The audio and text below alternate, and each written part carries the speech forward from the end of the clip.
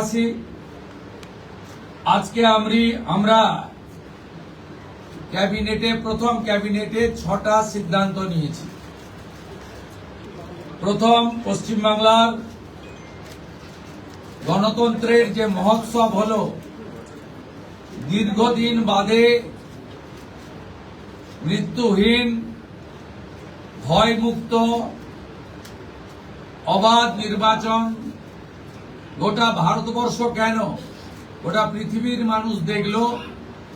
তাই একটা প্রদেশের নির্বাচন নিয়ে আজকে বিশ্বের বিভিন্ন সংবাদ মাধ্যমে আলোচনা হচ্ছে।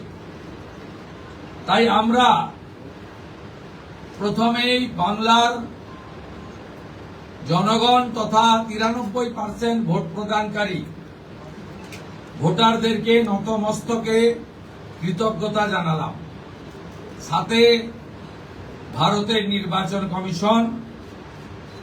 নির্বাচন কমিশনের নিয়ন্ত্রণাধীন ভোট কর্মী, গণনা কর্মী, বাইরের রাজ্য থেকে আসা অবজারভার, কেন্দ্রীয় সুরক্ষা বল, রাজ্য পুলিশ, কলকাতা পুলিশ, সংবাদ মাধ্যম, নির্বাচনে প্রতিদ্বন্দ্বী রাজনৈতিক দল, প্রার্থী, প্রত্যক্ষ পরোক্ষভাবে এই এত বড় কর্মযজ্ঞে অংশগ্রহণকারী প্রত্যেকের প্রতি এই ক্যাবিনেট কৃতজ্ঞতা জ্ঞাপন করে। দ্বিতীয়, আমরা যাদের আত্মবলিদানের মধ্য দিয়ে বিজেপি সরকার প্রতিষ্ঠা হয়েছে, সেই ভারতীয় জনতা পার্টির অকালে ঝরে যাওয়া 321 জন যারা আত্মবলিদান করেছেন, তাদেরকে শ্রদ্ধার সঙ্গে স্মরণ করেছি, সমবেদনা জানিয়েছি। তাদের পরিবারের প্রতি এই সরকার দায়বদ্ধ।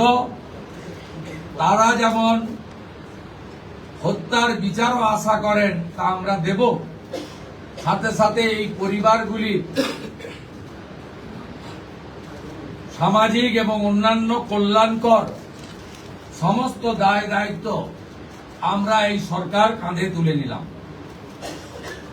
আমাদের দেশের সুরক্ষার প্রশ্ন, পশ্চিমবঙ্গের সুরক্ষার প্রশ্ন এবং যেভাবে জনবিন্যাস বদলে গেছে, আজকে আমরা প্রথম দিনই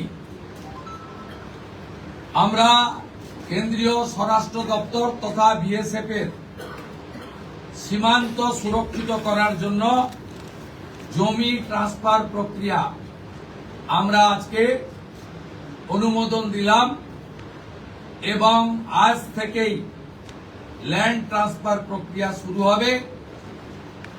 ভূমি ও রাজস্ব সচিব তাকে এবং মুখ্য সচিবকে দায়িত্ব দেওয়া হলো 45 দিনের মধ্যে বিএসএফ এর প্রয়োজনীয় জমি হস্তান্তর সম্পূর্ণ করতে হবে, যা আমাদের কেন্দ্রীয় স্বরাষ্ট্রমন্ত্রী নির্বাচনের আগেই বলেছিলেন।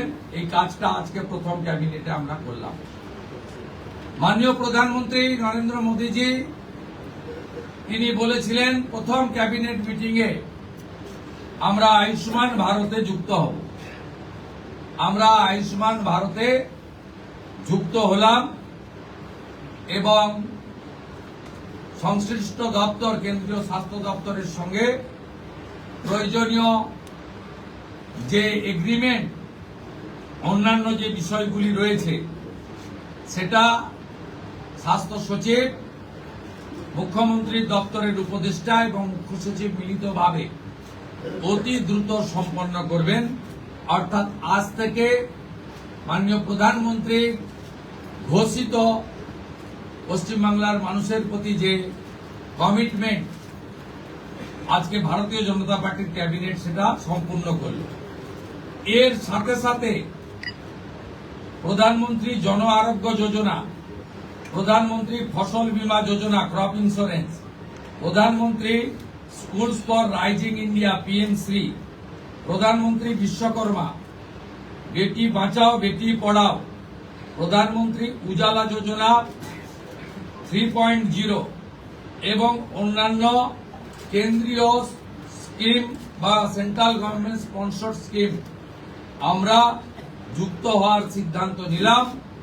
বিশ্বকর্মা যোজনায় আমাদের যারা বিশ্বকর্মা আছেন, হাতের কাজ করেন, আমাদের কামার কুমোর থেকে কুম্ভকার, স্বর্ণকার থেকে মালাকার থেকে তাঁতি থেকে নাপিত থেকে সবাই যারা 8,65,000 আবেদন করে রেখেছিলেন, আগের সরকার যাদের আবেদন জেলা শাসকদেরকে দিয়ে কেন্দ্রের এমএসএমই দপ্তরে পাঠাতে দেননি, আমরা দ্রুত ওই 8,65,000 পিটিশনকে পাঠানোর ব্যবস্থা নিলাম।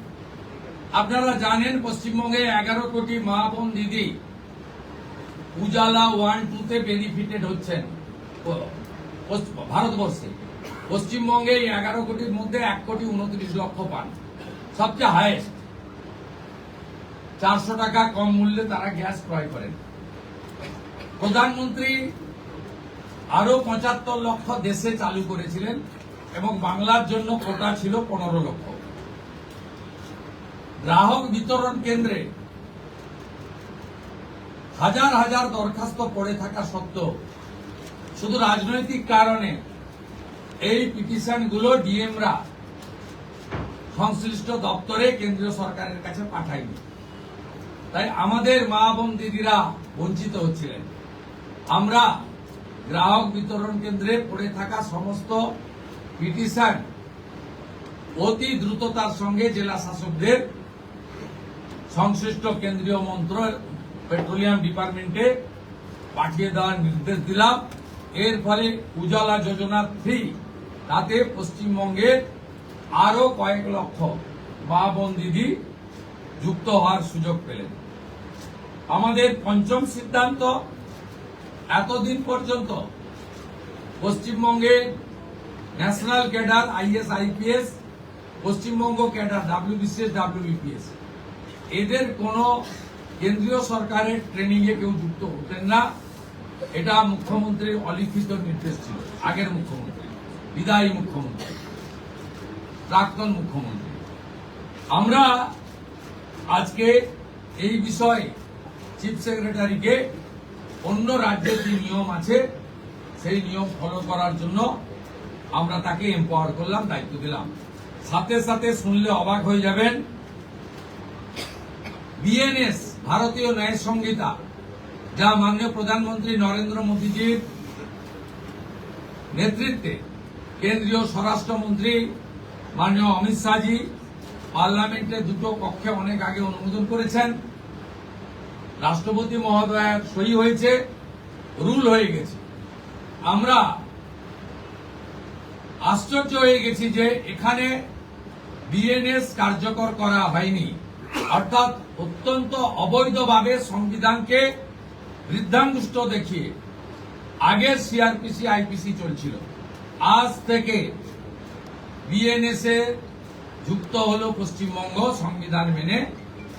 আগের সিআরপিসি আইপিসি এই আইন আর থাকলো না।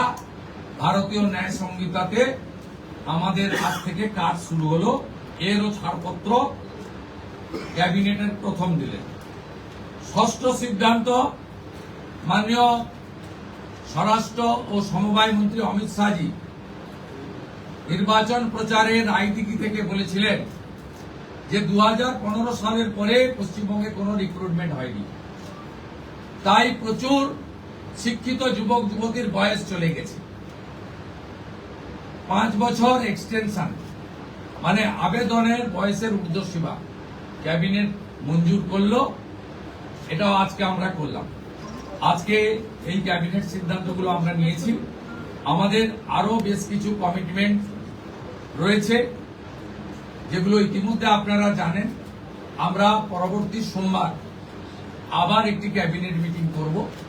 সেক্ষেত্রে আমাদের আরো আমাদের আরজিকর সহ নারী নির্যাতনের বিষয়, প্রাতিষ্ঠানিক দুর্নীতির বিষয়, পে কমিশনের বিষয়, এরিয়া ডি এর বিষয়, এই যে বিষয়গুলি আছে আমরা পরবর্তী ক্যাবিনেটে সেগুলো করব, কারণ আমরা আমাদের যে অফিসিয়াল কাজকর্ম দেখে আমাদের খুব বেশি সময় আমরা পাইনি। আজকে প্রথম কাজের দিন সরকার গঠন হওয়ার পরে আপাতত যে কাগজগুলো রেডি ছিল তার উপরে ক্যাবিনেট আমরা এই সিদ্ধান্তগুলো নিয়েছি, কার্যকর হবে। আপনাদের মধ্যে বাংলার গণদেবতা জনতা জনার্দনকে আমরা